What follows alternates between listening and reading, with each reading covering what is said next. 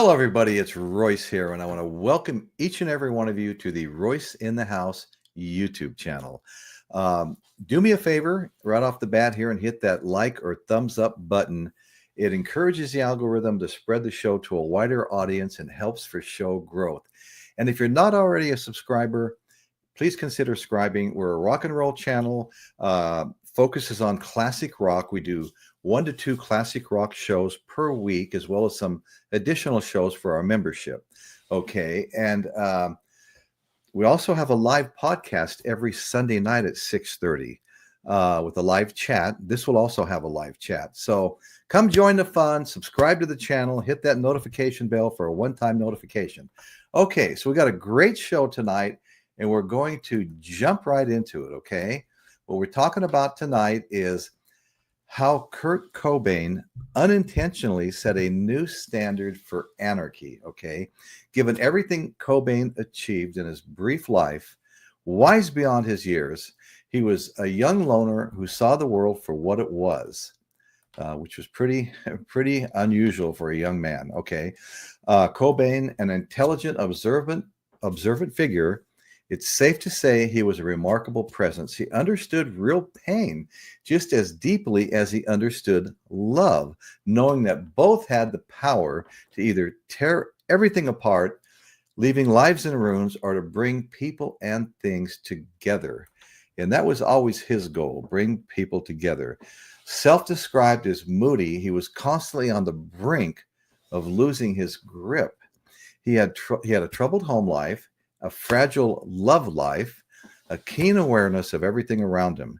He was an imperfect himself, but somehow different from the flaws that define the rest of the world, subject to the fire that threatened to burn the soul he so desperately wanted to heal. Okay. So in an interview, Cobain had this to say. He discussed his love for the historical fantasy novel titled Perfume by Patrick Susskind, using smell as a conceptual conduit for exploring human discontent. The story resonated with Cobain, disillusioned mind, and his struggle to understand the nature of the world around him. He read the book, repeatedly throughout his life, finding no other work that closely captured his own mindset. I can't stop reading it, Cobain said. It's about this perfume apprentice in France at the turn of the century who was so disgusted with all humans, he just can't get away from humans. So he goes on a track, this walk of death, where he goes into the rural areas where there's woods all over the place, small villages, and he only travels by night because he really doesn't want to see anybody. Every time he smells humans, like say a campfire from a faraway distance or fireplace, whatever, he just got really disgusted and would hide, Cobain said. And I can relate to that. So that's a bit of a tormented mind right there, folks. Kurt's frustration turned into alienation, something that Cobain had reckoned with his entire life, starting as a young boy in school who struggled to make friends after realizing how different everybody seemed to him. Growing up, Cobain had an incredibly sophisticated mind, and yet he longed for the kind of connection that would make him feel less alone. He struggled to handle or even understand his parents' divorce. His lack of friends made him grow even more inward, worsened by the fact he couldn't quite see eye to eye with most of the talk that spread across the school playground when he was a kid. To him, there was problems there in these conversations that no one else seemed to see. Wow. Okay, because I had no friends, I ended up hanging out with girls a lot, Cobain told John Savage in an interview in 1993. I always felt they weren't treating me with respect, especially because women are already completely oppressed. He also noted how these young girls would use derogatory language towards each other, likely from hearing it from others, creating a harmful web of misogynistic perpetuation that he couldn't wrap his head around. And when he started to get into music, he found more of the same. listening to music by contemporary rock pioneers like, Aerosmith, Led Zeppelin, and so many of the others, he understood the appeal of the struggles and melodies, but grew a strong dislike for the lyrics and subjects, finding difficulty with the way all of these rock legends seemingly only talked about one thing: sex. The only time Cobain ever felt truly identified with music was the first time in his life was when punk finally came out. Everything, came out along with everything. It was anger that I felt, the alienation, he said, hinging on everything he enjoyed about punk. Cobain realized, excuse me, folks, Cobain realized he could find solace in his own music writing about how he felt and what he had experienced in authentic, unfiltered ways. He didn't have to live in his own head anymore. He could spill his demons onto the page and finally letting go with, of a withheld, like finally letting go with a withheld breath. Excuse me, folks. Ready for anyone who had ever felt the same to join the movement. And they did.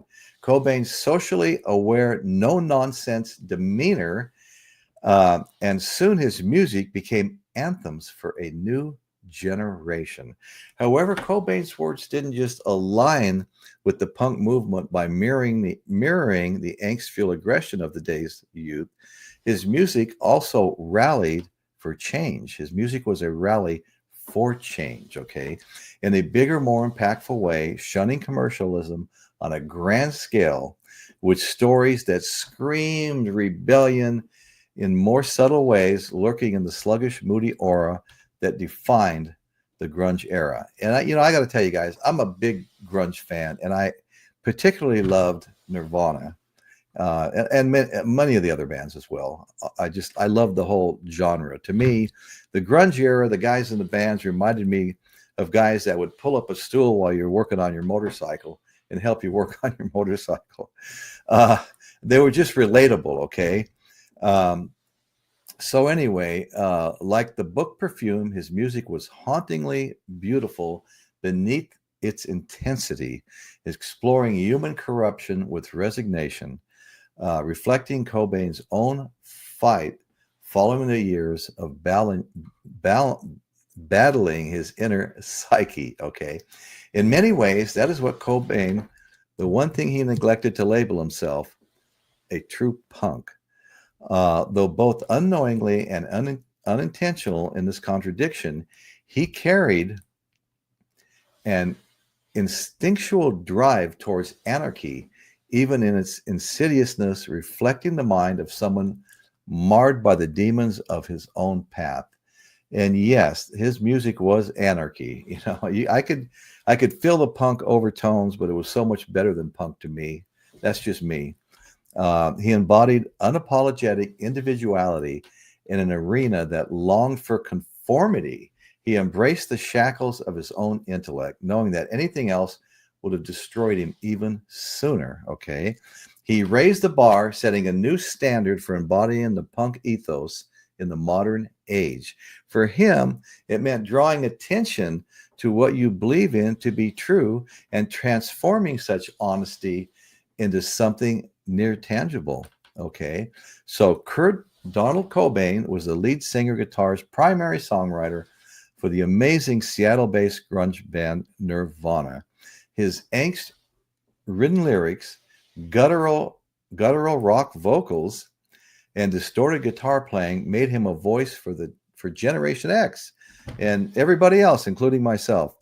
Okay, Cobain's raw songwriting and distinctive guitar sound revolutionized rock music, bringing underground grunge to mainstream audience. Hits like Smells Like Teen Spirit. Who didn't love that video they played nonstop on MTV?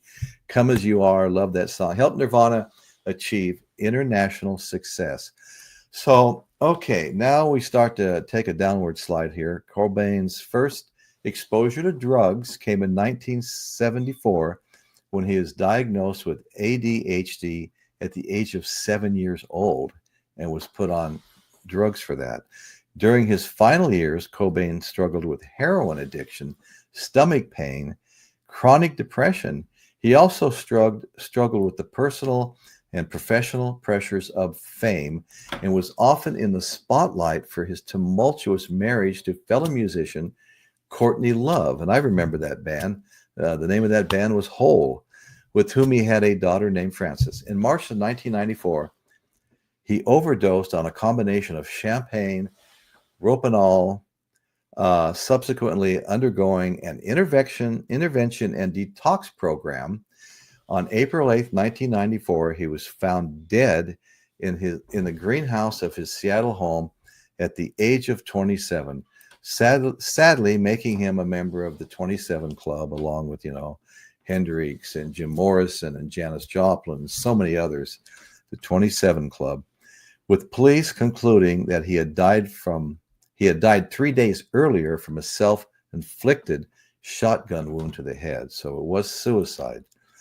Cobain was posthumously inducted into the Rock and Roll Hall of Fame alongside Nirvana bandmates Novoselic and David Grohl. And Grohl, as we all know, went on in their first years of eligibility in 2014. That doesn't always happen, folks. There's a lot of great bands out there that haven't been even nominated yet. It's getting a little bit better, but just a little bit.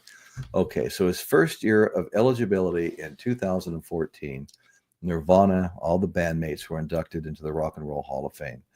Rolling Stone included him in its list of 100 greatest songwriters of all time, and the 100 greatest guitarists and 100 greatest singers of all time. And I agree with every bit of that.